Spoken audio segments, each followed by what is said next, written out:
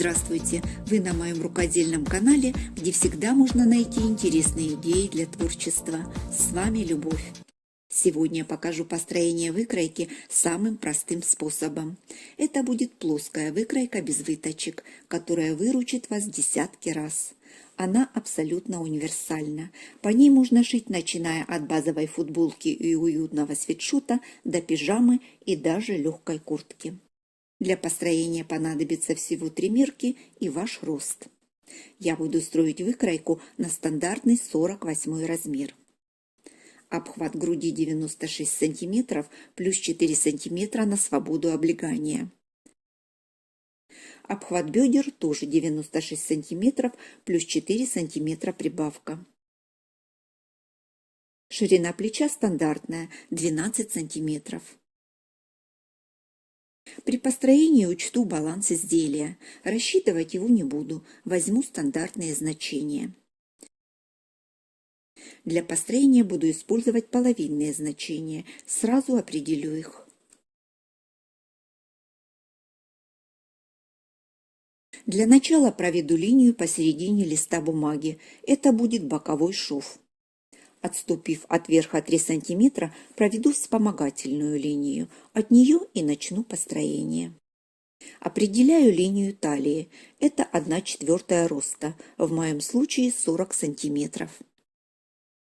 Разделю это расстояние пополам и опущусь вниз на 2 см для свободы движения рук. Это будет линия проймы. От линии талии вниз отложу 18 см. Это линия бедер. Стандартное значение 18-20 см зависит от роста. Через намеченные точки проведу параллельные линии. Обозначу линию проймы. Для дальнейшего построения рассчитаю ширину проймы по формуле 1/8 обхвата груди минус 1,5 см. Получается 11 см. Я их разделю на спинку и перед. Для спинки беру 5 см. Откладываю их на линии проймы и провожу вверх перпендикуляр. Теперь рассчитываю ширину спинки. Полуобхват груди делю на 2 и получаю 25 см. На спинку возьму 24 см. На перед оставлю 26.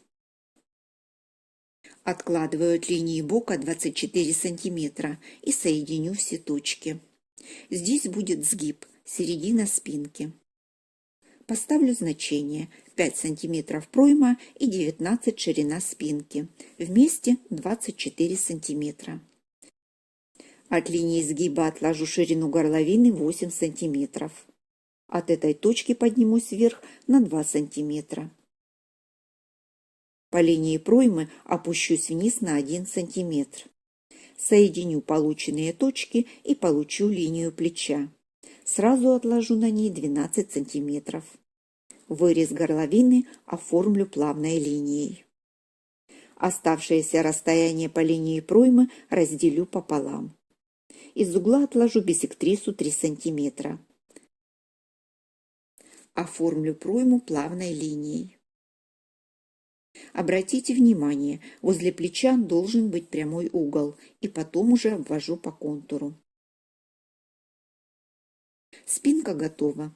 Разворачиваю лист бумаги и проведу до конца все контрольные линии. Сначала отложу всю ширину переда, это оставшиеся 26 см. Провожу линию сгиба полочки. Теперь от бокового шва отложу глубину проймы 6 см.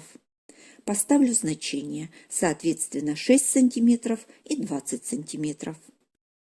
Проведу перпендикуляр через полученную точку. Это линия проймы. От сгиба отложу ширину горловины 8 см. Теперь баланс изделия. Возьму среднее значение 5 см. На 2 см я поднималась вверх. Учту их и добавлю еще 3 см. Через полученные точки проведу линию плеча и сразу отложу на ней 12 см. На линии изгиба полочки отложу вниз глубину горловины. Возьму 8 сантиметров. При желании можно углубить до нужного размера. Не забываем про прямые углы и оформляем горловину плавной линией. Оставшееся расстояние на пройме делю на две равные части. Из угла откладываю 3 сантиметра и оформляю линию проймы. Не забываем прямой угол. Зону скругления на полочке нужно углубить. Уберу 1,5 сантиметра в самом изогнутом месте и нарисую окончательную линию проймы.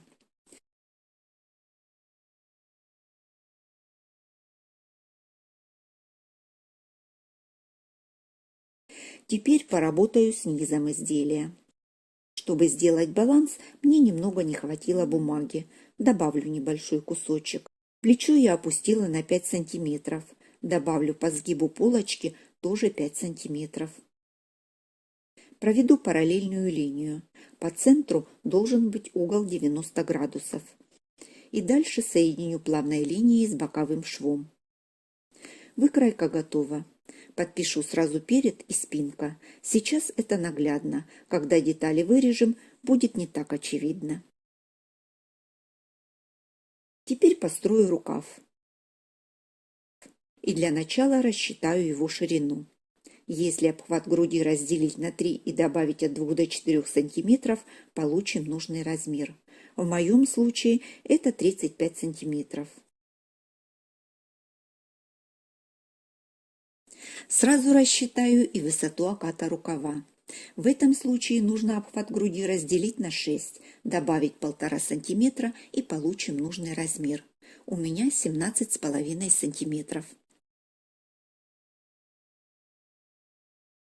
Проведу вспомогательную линию и вторую точно по центру. Вверху получится вершина оката рукава, обозначу ее точкой О. Вниз от этой точки отложу мерку высоту обхвата рукава, у меня 17,5 сантиметров. Проведу через нее линию, параллельную верхней. Ширину рукава разделю на 2. Из одной части вычту 1 сантиметр, к другой, наоборот, добавлю. Меньшее значение к передней части, большее к спинке. Теперь от центра отложу нужное значение. Полученные точки соединю с вершиной оката рукава. И сразу разделю на 2 равные части. Одну часть разделю еще на 3. У меня получилось по 4 сантиметра. На первой наметке провожу перпендикуляр и откладываю 1,5 сантиметра. С другой стороны откладываю 4 сантиметра и по перпендикуляру откладываю 1,5 сантиметра в другую сторону. Делю на 3 части одну половину с другой стороны. Получилось 4,3 сантиметра. Такое же расстояние отложу с противоположной стороны. Проведу перпендикуляр и отложу на нем 1 сантиметр. На верхней наметке добавлю перпендикуляр длиной 1,5 сантиметра. Теперь через эти точки нужно отрисовать красивый окат рукава. Сначала набросаю приблизительную линию, затем обведу плавной линией. Со стороны переда линия может пройти немного выше, до 2 сантиметров. Определяю по низу ширину рукава, у меня 30 сантиметров, и распределяю тоже со сдвигом на 1 сантиметр. Соединяю наметки с обеих сторон, соответственно к спинке 16 сантиметров, к переду 14 сантиметров. Сразу подпишу стороны рукава.